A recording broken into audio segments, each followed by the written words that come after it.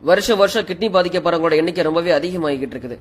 இதை பார்த்து மனசு தாங்க முடியாத ஒரு நர்ஸ் தன்னோட வேதனையை பதிவா வெளியிட்டு இருக்காங்க. இதை பார்த்தாவது நம்மளை நாமளே காப்பாத்திக்கணும். இது என்ன நீங்களே கேளுங்க.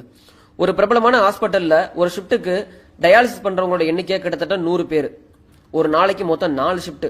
ஒரு ஹாஸ்பிட்டல்ல ஒரு நாளைக்கு 400 பேர் டயாலிசிஸ் பண்றாங்க. அப்ப ஒட்டு மொத்தமா எத்தனை பேருக்கு கிட்னி பாதிப்பு இருக்குன்னு நீங்களே கணக்கு போட்டுக்கோங்க. ஒரு டயாலிசிஸ்க்கு 2500 ரூபாய். வாரம் 2 இல்லாட்டி 3 தடவை அதை பண்ண வேண்டியது இருக்கும்.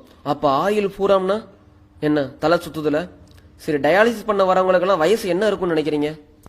5 வயசு குழந்தையில இருந்து +2க்கு எக்ஸாம் எழுத போற பையன், கை குழந்தையோட வர்ற தாயின்னு எந்த வயசு வித்தியாசமுமே எல்லாருமே இந்த கிட்னி பாதிப்புக்குள்ளா இருக்கிறாங்க. +2 படிக்கிற பையன் டயாலிசிஸ் பண்ணிட்டு எக்ஸாம் எழுத போறான். என்கிட்ட அக்கா நான் 1000க்கு மேல கண்டிப்பா மார்க் வாங்கன்னு சொல்லிட்டு போறான். இந்த பையனுக்கு இப்படி கிட்னி ஃபெயிலியர் உங்க அம்மா கிட்ட கேட்டேன். சின்ன வயசுல இருந்தே அதிகமான மாத்திரை கொடுத்துருக்காங்க. காய்ச்சல் ஆஸ்துமான்னு சொல்லி எதுவுமே பார்க்காம எல்லாத்துக்குமே மாத்திரை கொடுத்து வச்சிருக்காங்க. அதே மாதிரி ஒரு காலேஜ் பேராசிரியர் ஒரு பெண்ணை கல்யாணம் ஆகி 5 வயசு பையன் இருக்கான். எதனால இந்த பிரச்சனைன்னு கேட்டேன். காலேஜில் பாத்ரூம் நல்லா இருக்காதான், யூரின் அடக்கிட்டே இருப்பாங்களாம், அதனால கிட்னி ஃபெயிலியர். மூச்சு திணறல் வந்து அவங்க படுற பாடு வெளியே சொல்லவே முடியாது, பெரிய கொடுமை. பிரச்சனை வந்துட்டா தீர்வு இல்லை. சரி, வராம தடுக்க சில விஷயத்த சொல்றேன். தயவு செஞ்சு இதை எல்லாரும் ஃபாலோ பண்ணுங்க. எப்பயுமே சிறுநீரையோ மலத்தையோ அடக்கவே அடக்காதீங்க. தாகம் எப்பெல்லாம் எடுக்குதோ அப்பெல்லாம் தண்ணி குடிங்க. பசிச்சா மட்டும் சாப்பாடு எடுத்துக்கோங்க. உங்களோட சாப்பாடை உமிழ்நீரோட சேர்த்து நல்ல வாயை மூடி மென்னு சாப்பிடுங்க. கடையில் விற்கிற பாக்கெட் அயோடின் உப்பை தயவு செஞ்சு யூஸ் பண்ணவே பண்ணாதீங்க.